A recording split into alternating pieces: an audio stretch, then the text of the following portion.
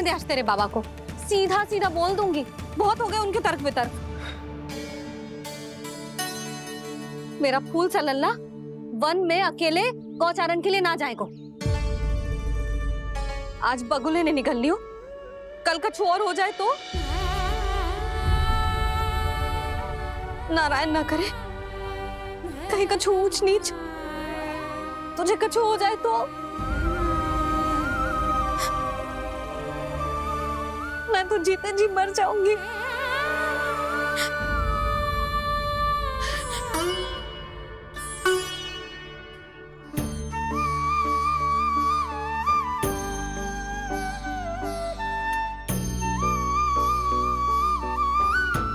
वीर लल्ला की वीर मैया इतनी से बात तो रोती है क्या?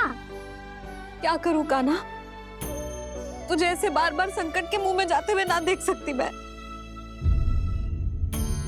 तो फिर मैया मैं वचन देता हूँ, आज के बाद मैं गौचारण के लिए तभी जाऊंगा जब आप आज्ञा दोगी।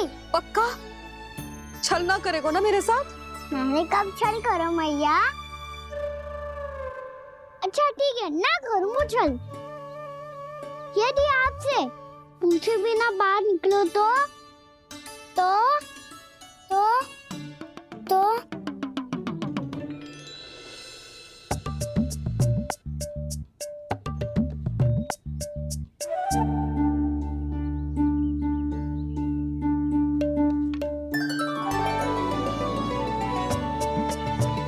ये रही आपकी छड़ी और ये रही मेरी पीठ। देना तापर तोड़। ठीक है, जब तूने अपना दंड निर्धारित कर ही लियो है तो सोच ले, अब अगर तूने मेरी बात ना मानी तो तोड़ तोड़ छड़ी पड़ेगी, समझ आई?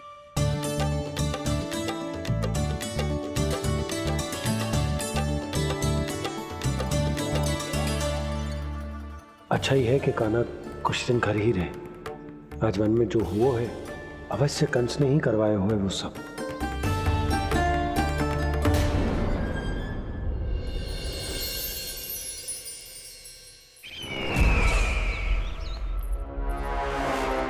आपका ये धनुष तो सबसे अधिक शक्तिशाली था महाराज, ये कैसे टूट गया? कहीं ये बकासुर की पराजय का संकेत तो?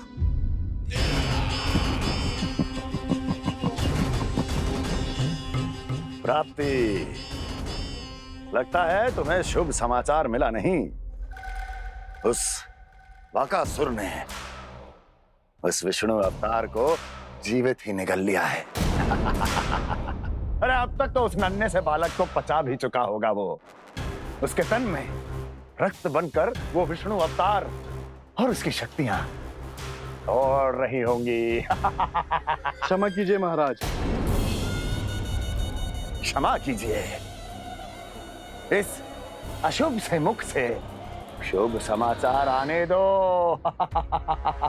माथे के बल को ढीला करो, चेहरे पर मुस्कान लाओ और कहो, महाराज, वृंदावन में मातम फैल चुका है। मैं ऐसा ही करता महाराज, यदि सूचना सत्य होती तो।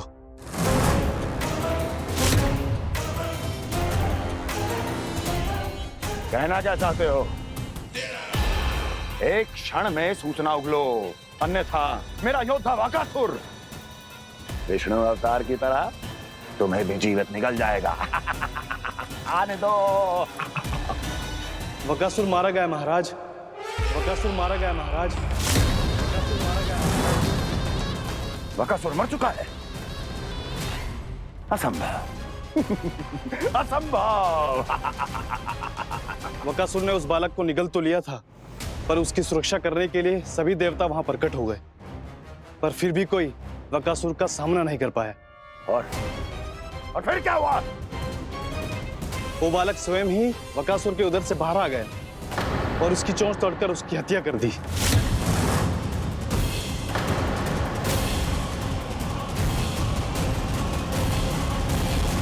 वन में बकासुर की चोंच टूट गई और यहाँ आपका ये धनुष।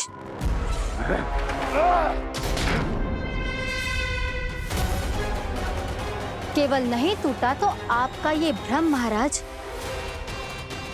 क्षमा कीजिएगा महाराज, आपका भ्रम टूटना आवश्यक है।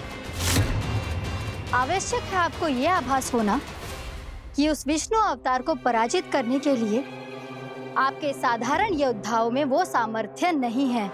वत्सासुर, पूतना, तृणावर्त, बकासुर,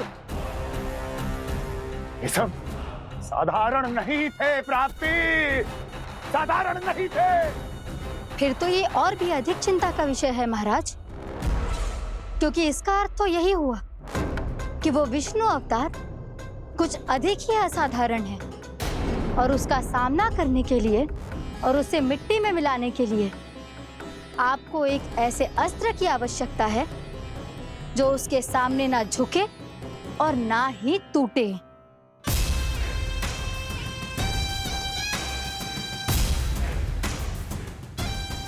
तो फिर मैं ऐसा ही अस्त्र ढूंढूंगा, चाहे आकाश पाताल एक क्यों ना करना पड़े मुझे, 10 दिशाएं 14 भुवन क्यों ना नापने पड़े मुझे, मैं उस अस्त्र को अवश्य ढूंढ निकालूंगा जो उस विष्णु अवतार के प्राणों की डोरी इस धनुष की तरह तोड़ सके।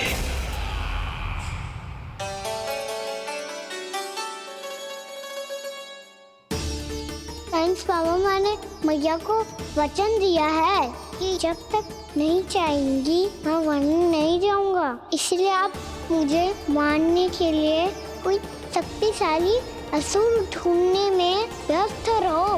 कुछ दिन तब तक मैं व्यस्त रहूंगा अपनी मैया की सेवा करने में।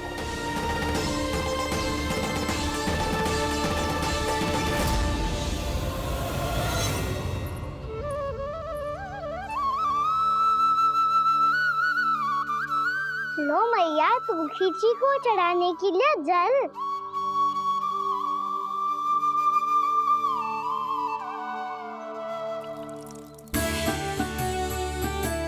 लो मैया, और आटा।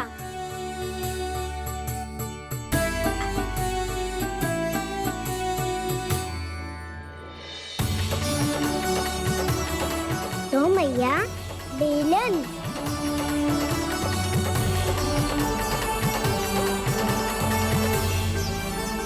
ले तनिक खा ले। ओ मैया, भूख ना लगी है। बिना भूख के खाने से क्या लाभ? और तेरा जब पेट तो कह रहा है कि उसे भोजन चाहिए, और लाभ कैसे ना लल्ला? भोजन का लाभ है ना, तन को पोषण मिलेगो, स्वास्थ्य बनेगो, जे तेरी भुजाओं में शक्ति आ जाएगी ताऊ के जैसी, ताऊ से भी अधिक। तेरे जे केस भी लंबे हो जाएंगे। सच्ची मैया? सच्ची, माप के देख लियो नित्य दिन। तनिक खा।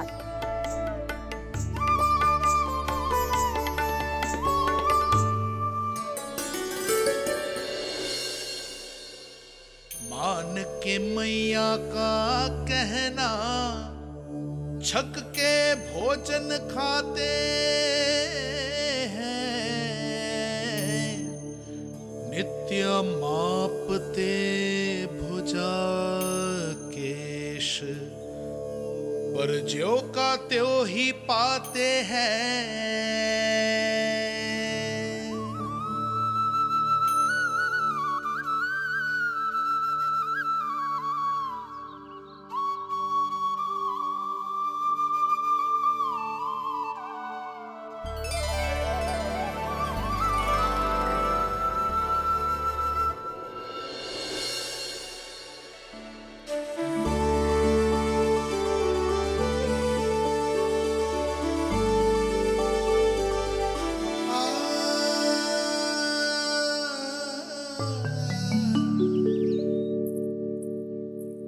ले लल्ला, फल खा ले। ना, मुझे ना खाने फल वल। क्यों? लंबे केस और शक्तिशाली भुजाएं ना चाहिए? व्यर्थ है ये सब। पिछले 10 दिनों से देख रहा हूँ, ना केस लंबे हुए हैं, ना बुझाई शक्तिशाली बनी है। 10 दिन में का चुनाव होने वाला, 10 सप्ताह ऐसे खाएगो ना तब जाके कछु बदलाव दिखेगो, समझ आई? चल अब खा ले, वैसे भी मुझे बहुत सारी तैयारियां करनी है आज। इसीलिए भैया एकादशी के व्रत के लिए नल्ला। सुनो जी, सारी सामग्री आ गई? हाँ, तुमने जो कही थी सब ले आए हूँ।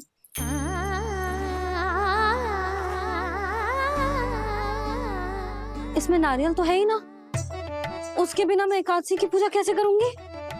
यशोदा, मैंने भोला से कह दिया, वो लेकर आते ही होगो, घबराओ मत। कैसे ना घबराऊं जी, आपको पता है ना एकादशी का व्रत मेरे लिए कितना महत्वपूर्ण है। पतो है। अरे इसमें तो दिए भी ना है। दिए ना है? अब मैं अभी लेकर आता हूँ। आप रहने दो, मैं ही लेके आती हूँ। भक्त भोला राम के यहाँ से है। भक्त भोला राम? मेरा अर्थ है कुमार भोला यहाँ के यहाँ से। हाँ हाँ वो ही।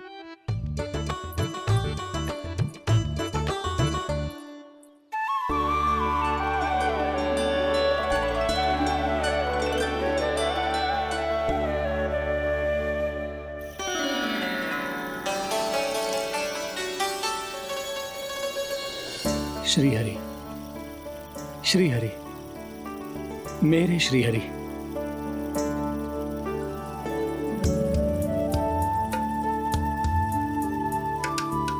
मेरे श्री हरि। भोला राम, मेरी मटकी तैयार है? मेरे श्री हरि। मेरे श्री हरि।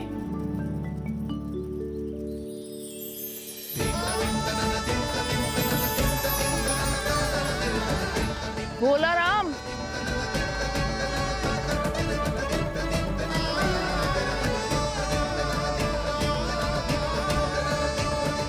भोला काका, ओ भोला काका।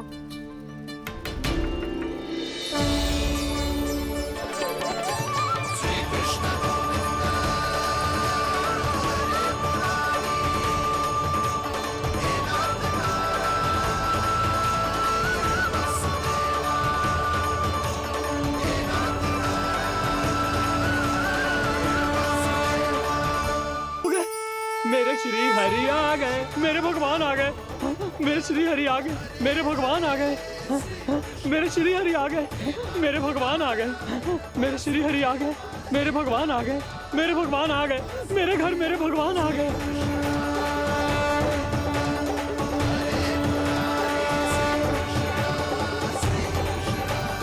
मेरे घर आ गए, मेरे श्री हरि आ गए, हाँ मेरे श्री हरि आ गए। ये तो बावले थे ही, अब बालकन को भी साथ में मिला लिए। उज्जवल क्या कर रहा है? अरे ठहर जा भोला।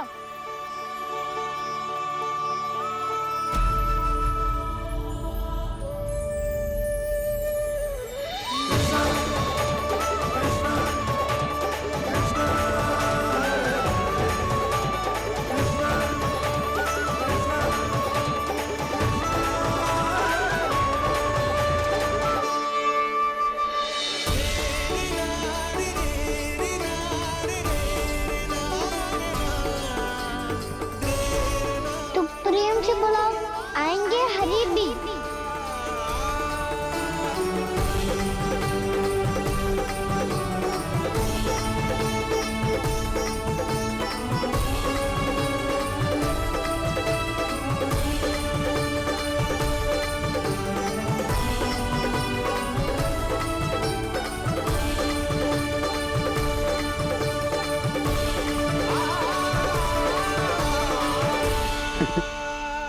क्या वो गाना? किसकी धुन में झूम रहा तू? निर्मल निशा भक्ति की धुन में।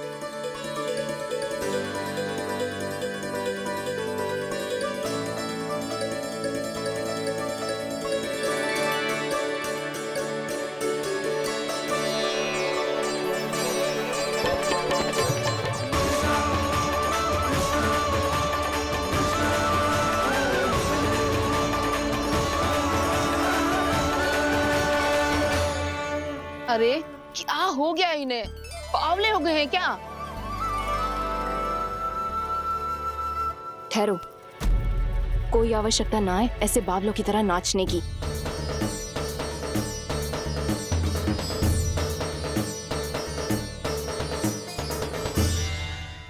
जे बावले ना है मौसी, भक्ति में रम गए हैं। बस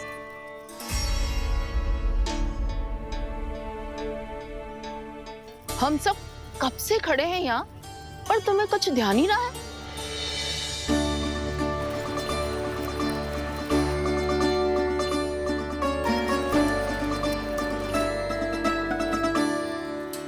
नाच गाने में ऐसे मगन हुए कि हमें देखा भी ना।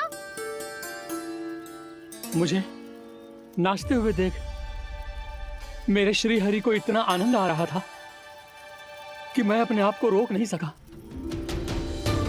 और वैसे भी मेरे जन्म का एकमात्र उद्देश्य है श्री हरि की सेवा करना, श्री हरि को प्रसन्न करना।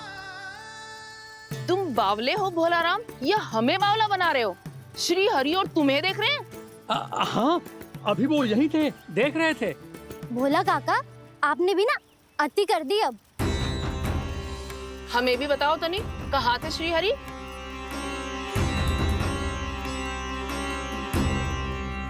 ना जाने अपना उपहास करवाने में क्या आनंद आता है इन्हें। देखो, अब तुम सच मानो या झूठ, लेकिन हमरे श्री हरि यहीं थे, इसी चाक पर अभी। हाँ, लो सुन लो इस मूर्ख की बात।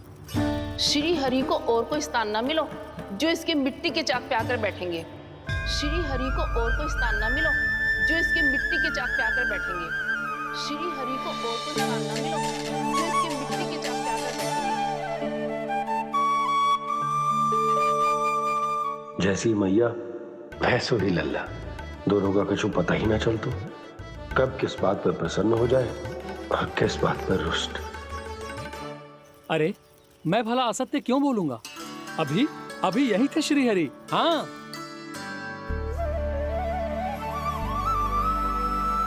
हाँ, जैसे श्री हरि को तो कोई कार्य है ही ना। वो तो आतुर होके बैठे रहते हैं कब तुम हरि हरि बुलाओ और वो दौड़े चले आए। भगवान तो भक्तों के पास आने के लिए सदैव आतुर रहते हैं, बल्कि सत्य तो यह है कि भक्तों के मन में ही निवास करते हैं भगवान।